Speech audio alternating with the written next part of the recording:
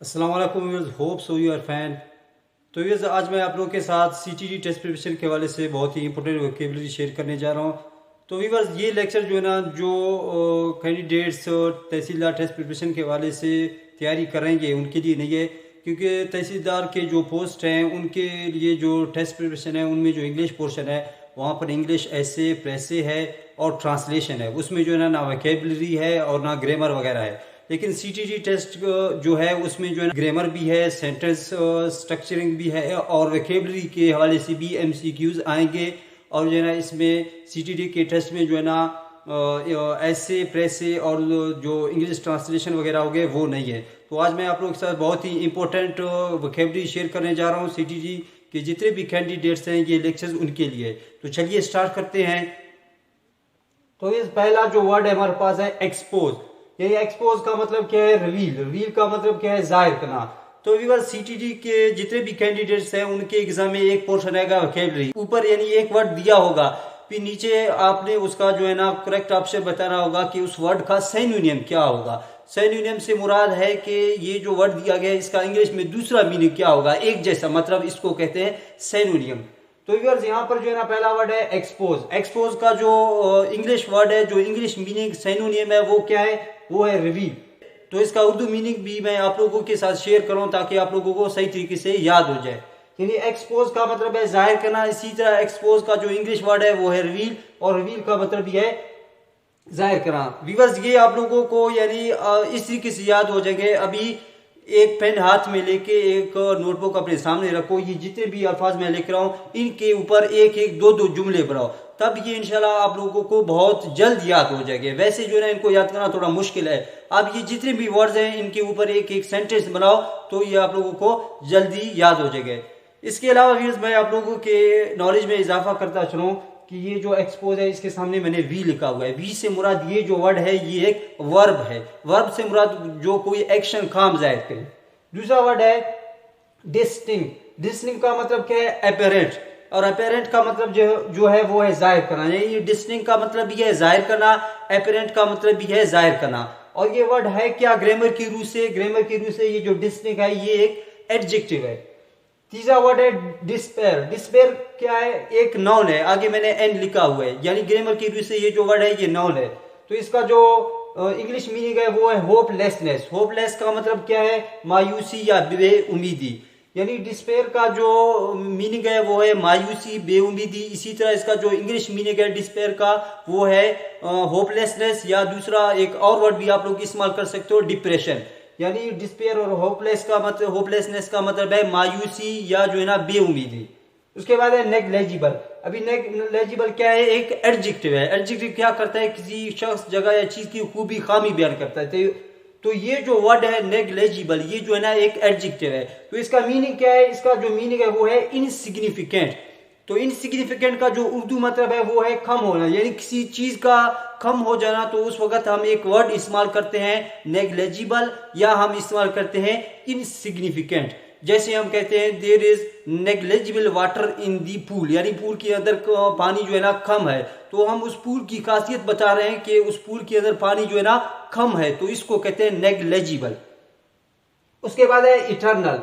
Viewers, eternal क्या है? Eternal भी हमारे पास जो है ना एक एडजेक्टिव है। तो इसका मतलब क्या है? इसका मतलब है एंडलेस, यानी जिसका कोई एंड ना हो। तो इसका जो उर्दू मीनिंग है वो है अब्दी, या आप लोग लगा सकते हो हमेशा के लिए। यानी जैसे हम कहते हैं जो आखिरत की जिंदगी है वो क्या है? इटर्नल है। इटर्नल से मुराद हम कहते हैं दायमी या हमेशा के लिए। अभी इसके ऊपर आप लोग इस तरह जुमला बना सकते हो, for example the life hair after, यानी इससे बाद वाली जो जिंदगी है इज इटर्नल, यानी आखिरत की जिंदगी जो है ना वो हमेशा के लिए है, वो अब्दी है, वो एंडलेस है।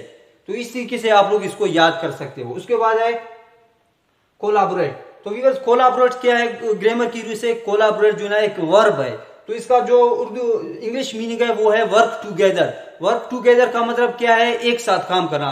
तो कोलाबोरेट का मतलब होता है वर्क टुगेदर, यानी एक साथ काम करने को हम बोलते हैं कोलाबोरेट। आप लोग इसके ऊपर आसानी से जुमला बना सकते हो। इसका मतलब है हम एक साथ काम कर रहे हैं, या आप लोग इस तरह लगा सकते हो आवर फ्रेंड्स आर कोलाबोरेटिंग, यानी हमारे जो दोस्त हैं वो एक साथ काम कर रहे हैं।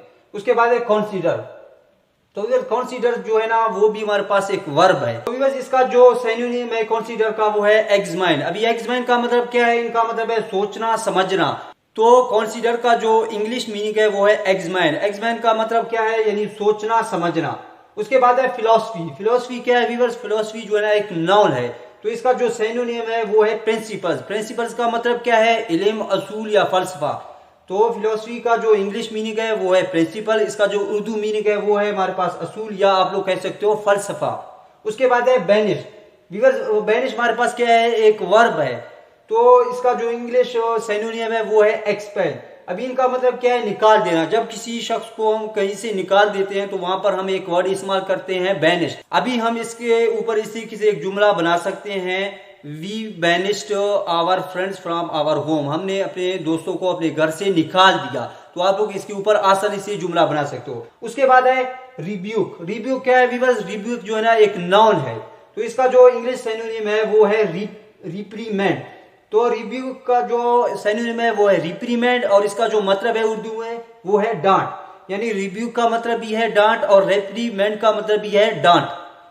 उसके बाद व्यूअर्स है रीनोन। रीनोन क्या है? रीनोन जो है ना एक एडजेक्टिव है। तो ये किसी चीज की यानी खूबी खामी बयान करता है। तो इसका जो इंग्लिश जो सिनोनिम है वो है फेम। तो इसका उर्दू जो मीनिंग है शोहरत। यानी रीनोन का मतलब है इज्जत, शोहरत और फेम इसका जो सिनोनिम है उसका मतलब भी है इज्जत, शोहरत। अभी आप लोग इसके ऊपर आसानी से जुमला बना सकते हो।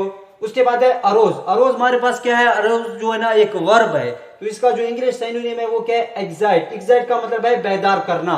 अभी आप किसी को नींद से जगाते हो, बेदार करते हो, तो उसके लिए हम एक वर्ब इस्तेमाल करते हैं अरोज या हम एक्साइट इस्तेमाल करते हैं। अभी आप लोग इसके ऊपर इस तरीके से जुमला बना सकते हो, आई एक्साइटेड, आई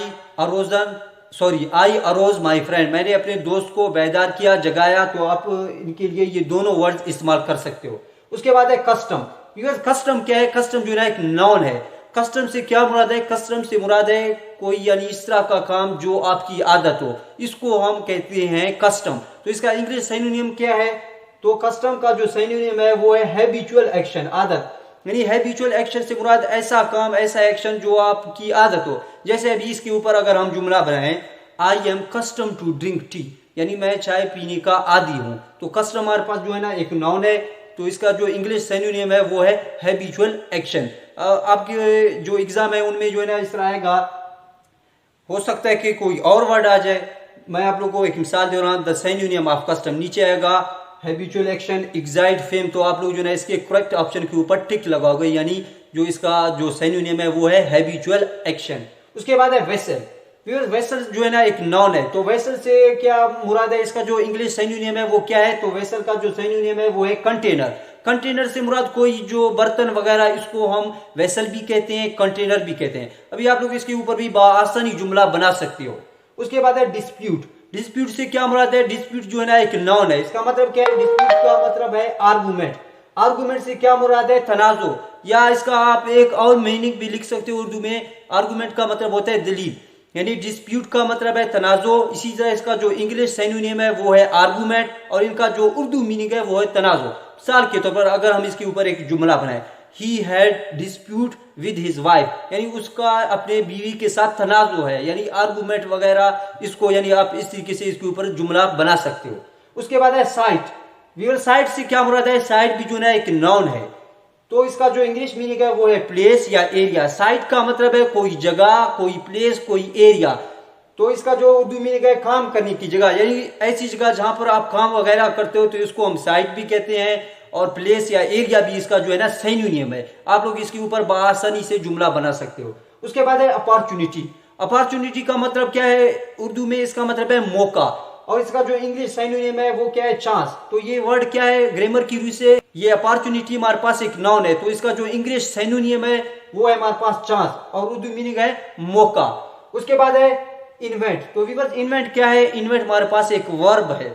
तो इन्वेंट का जो इंग्लिश सिनोनिम है वो है क्रिएट, इजाद करना, यानी किसी चीज को बनाना, इजाद करना। इसके लिए हम ग्रामर में इसके लिए हम इंग्लिश में दो वर्ड इस्तेमाल करते हैं, इन्वेंट, या इसका जो सिनोनिम है वो है क्रिएट, यानी कोई चीज बनाना, ईटीसी। उसके बाद है स्फीयर। स्फीयर का मतलब क्या है? गोल। तो इसका जो इंग्लिश ग्रामर की दृष्टि से ये वर्ड जो है ना एक नाउन है, तो इसका जो सिनोनिम है वो हमारे पास है सर्कल। सर्कल का मतलब भी क्या है? यानी गोल। उसके बाद है एक्सपेंसिव। बिकॉज ये बहुत ही दो इंटरेस्टिंग वर्ड है, दो एक्सपेंसिव है, लेकिन इनमें जो ना ई और ई का फर्क है। पहला जो एक्सपेंसिव है वो है हमारे पास यहाँ पर ए आ रहा है। इस एक्सपेंसिव का मतलब है ब्रॉड, वसी। यानी एक जो एक्सपेंसिव है इसका मतलब है हमारे पास ब्रॉड यानी वसी। अभी अगर हम इसके ऊपर जुमला बना दें, this ground is very expensive. अभी आप लोग इसकी स्पेलिंग पर जरा गौर करो। अगर यहाँ पर आया ए तो इसका मतलब ये है कि ये जो ग्राउंड है ये बहुत वसी है। और दूसरा हमारे पास आ जाता है एक्सपेंसिव, EXPENSIV, एक्सपेंसिव। अगर हम इसमें ई लगाते हैं तो इसका मतलब चेंज हो जाता है। तो यहां पर इस एक्सपेंसिव का मतलब है कॉस्टली, महंगा। अभी जैसे हम कहते हैं the petrol is very expensive, यानी पेट्रोल बहुत ही महंगा है। तो ये बहुत ही इंपॉर्टेंट वर्ड है, इनको आप लोग लाजमन याद करना कि अगर एक्सपेंसिव के अंदर ए आ गया तो उसका मतलब हो जाता है ब्रॉड यानी वसी। अगर एक्सपेंसिव के अंदर आ गया EXPENSIV तो इसका मतलब बन जाता है बहुत महंगा। व्यूअर्स ये थे आज के वोकेबलरी वर्ड्स। इंशाल्लाह नेक्स्ट वीडियोज में मैं मजीद वोकेबलरी आप लोगों के साथ शेयर करूंगा। Hope so video is very helpful for you, then don't forget to subscribe and share. So see you next video with a new important topic. खुदा हाफिज।